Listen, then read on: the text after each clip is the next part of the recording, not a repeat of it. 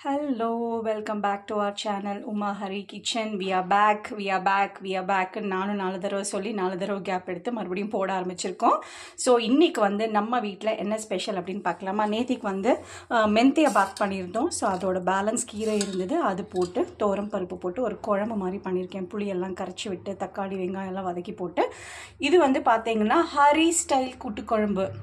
கடலைப்பருப்பு வேக வச்சு எங்கள் வீட்டில் வந்து 2 காய் வந்து மிச்சம் இருந்துச்சு. ஒன்று வந்து ஒயிட் பம்கின் மிச்சம் இருந்தது, அதுக்கப்புறம் ash gourd, we should call it as ash gourd, அது இருந்தது. கேபேஜ் இருந்தது.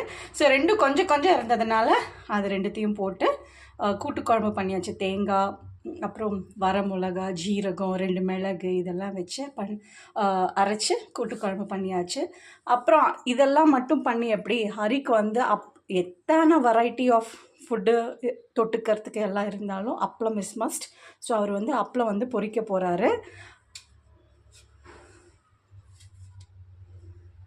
யாராவது அப்பள டீலர்ஸ் இருந்தால் சொல்லுங்கள் தயவுசெய்து.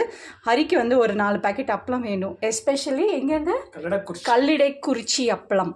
ஓகேவா? தயவு செஞ்சு யாராவது இருந்தால் சொல்லுங்கள்.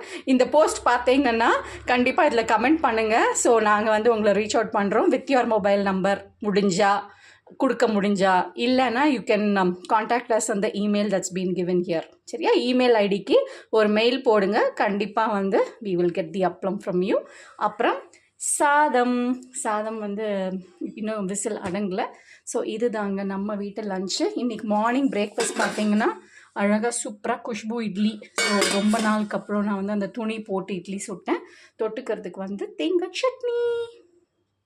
இன்னொரு வீடியோவில் சந்திக்கலாம். Until then, love you all.